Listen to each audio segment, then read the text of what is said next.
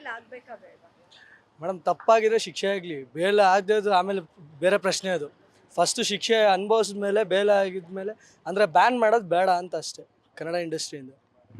ಇವಾಗ ಬ್ಯಾನ್ ಮಾಡೋದು ಬೇಡ ಅಂತಂದ್ರೆ ಅವ್ರನ್ನ ತುಂಬಾ ಜನ ಇನ್ಫ್ಲೂಯೆನ್ಸ್ ಆಗಿ ತಗೋತಾರೆ. ಅಂದ್ರೆ ಅವ್ರು ಏನ್ ಮಾಡಿದ್ರು ಜನ ಅದನ್ನ ತಲೆ ಮೇಲೆ ಹೊತ್ಕೊಂಡು ಮೆರೆಸ್ತಾರೆ. ಈ ತರ ವಿಷಯಗಳು ಹೊರಗಡೆ ಬಂದಾಗ ಅಭಿಮಾನಿಗಳಿಗೂ ಬೇಸರ ಆಗುತ್ತೆ, ಬೇರೆಯವ್ರಿಗೂ ಬೇಸರ. ಈಗ ಒಂದು ಒಳ್ಳೇದು ಮಾಡಿರ್ತಾರೆ, ಕೆಟ್ಟದ್ದು ಮಾಡಿರ್ತಾನೆ. ಇವಾಗ ಒಳ್ಳೇದು ಮಾಡಿರೋನ್ಯಾರು ತೆಗೆದು ತೋರಿಸ್ತಾರಾ, ಹೈಲೈಟ್ ಮಾಡ್ತಾರಾ? ಇಲ್ಲ. ತಪ್ಪು ಮಾಡಿರೋದನ್ನ ಜನ ಚೆನ್ನಾಗಿ ಹೈಲೈಟ್ ಮಾಡ್ತಾರೆ. ಸೊ ಹಾಗಾಗಿ ತಪ್ಪು ಮಾಡಿರೋದಕ್ಕೆ ಹೆಂಗೆ ಹೈಲೈಟ್ ಮಾಡ್ತೀರಾ, ಒಳ್ಳೇದು ಮಾಡೋದನ್ನ ಅದೇ ಥರ ಹೈಲೈಟ್ ಮಾಡಿಯಲ್ಲ. ಒಳ್ಳೇದು ಮಾಡಿದ್ದಾರೆ ಅಂತ ತುಂಬಾ ಜನ ಅಭಿಮಾನಿಗಳು ಹೇಳಿದ್ದಾರೆ, ತುಂಬಾ ಜನ ಒಪ್ಕೊಂಡಿದ್ದಾರೆ ಸಹ. ದರ್ಶನ್ ಅವರು ಒಳ್ಳೆ ಕೆಲಸಗಳು ಮಾಡಿದ್ದಾರೆ, ಅದನ್ನ ಎಲ್ಲರೂ ಅಪ್ರಿಶಿಯೇಟ್ ಮಾಡ್ತಾರೆ. ಆದ್ರೆ ಈ ಒಂದು ವಿಷಯ ಅವ್ರು ಮಾಡಬಾರ್ದಿತ್ತು. ಇವಾಗ ನಮ್ಮ ದೇಶದಲ್ಲಿ ನಡೀತಾರೋ ರೇಪ್ಗೂ ಈ ಕಾರಣದಕ್ಕೂ ಎರಡೂ ಒಂದೇ ಥರ ಆಯ್ತಲ್ಲ. ಈಗ ಹಂಗೆ ಅಂದ್ಬಿಟ್ಟು ರೇಪ್ ಮಾಡಿದವ್ರನ್ನೆಲ್ಲ ಕರ್ಕೊಂಡು ಹೋಗ್ಬಿಟ್ಟು ಸಿಂಹಾಸನದ ಮೇಲೆ ಕೂರಿಸ್ತೀರಾ? ಅವರಿಗೂ ಶಿಕ್ಷೆ ಆಗಿದೆ, ಶಿಕ್ಷೆ ಆಗ್ಬೇಕಲ್ವ? ಕೊಲೆ ಆಗಿರೋರ್ಗೂ ಶಿಕ್ಷೆ ಆಗ್ಬೇಕಲ್ವಾ? ಇವಾಗ ಕೊಲೆ ಆಗಿರೋರಿಗೆ ಶಿಕ್ಷೆ ಆಗಬೇಕು, ಅವ್ರನ್ನ ಒಳ್ಳೆಯವರು ಅಂತ ತೋರಿಸೋದು ತಪ್ಪಲ್ವಾ ಸತ್ತಿರೋನ್ನ?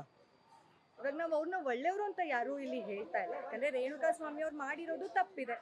ಲಾ ಇತ್ತು, ಕಾನೂನು ಇತ್ತು. ಅಲ್ಲ, ಅದು ಮಾಡ್ಬೋದಿತ್ತು. ಅವ್ರೇನೋ ಅವ್ರ ಪರ್ಸ್ನಲ್ ಗ್ರಡ್ಜ್ಗೋಸ್ಕರ ಮಾಡಿರ್ಬೋದೇನೋ.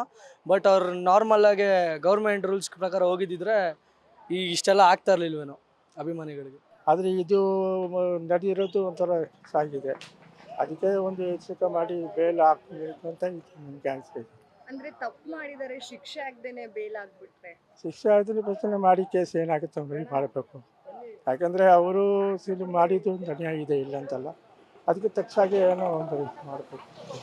ಇವಾಗ ತುಂಬಾ ಜನ ಅವ್ರಿಗೆ ಶಿಕ್ಷೆ ಆಗೋದು ಬೇಡ, ಅವರು ನಾವು ಫ್ಯಾನ್ಸ್ ಇದೀವಿ ನೋಡ್ಕೋತೀವಿ ಅಂತಿದ್ದಾರೆ. ಹಂಗಿದ್ರೆ ಆ ಫ್ಯಾಮ್ಲಿಯಲ್ಲಿ ಇದ್ರೆ ಅವ್ರದ್ದು ಒಂದು ಫ್ಯಾಮ್ಲಿ ಐತಿ, ಎಚ್ಚರಿಕೆ ಆಗಿಲ್ಲ. ಅದು ಇಂಪಾರ್ಟೆಂಟ್ ಆಗಿ ಬೇರೆ ಏನೇನು ಇದ್ದರೆ ಅದನ್ನು ಸರಿ ಮಾಡಬೇಕತ್ತೆ. ಆದರೆ ಇದು ಮಾಡೋದ್ರಿಂದ ಯೋಚನೆ ಮಾಡಿ ಆಲೋಚನೆ ಮಾಡಿ ಸ್ವಲ್ಪ ಅವರಿಗೆ ಬೇಲ್ ಕೊಟ್ಟು ಇದು ಮಾಡಬೇಕು. ಗ್ಯಾರಂಟಿ ನ್ಯೂಸ್, ಸುದ್ದಿ ಖಚಿತ, ನ್ಯಾಯ ನಿಶ್ಚಿತ.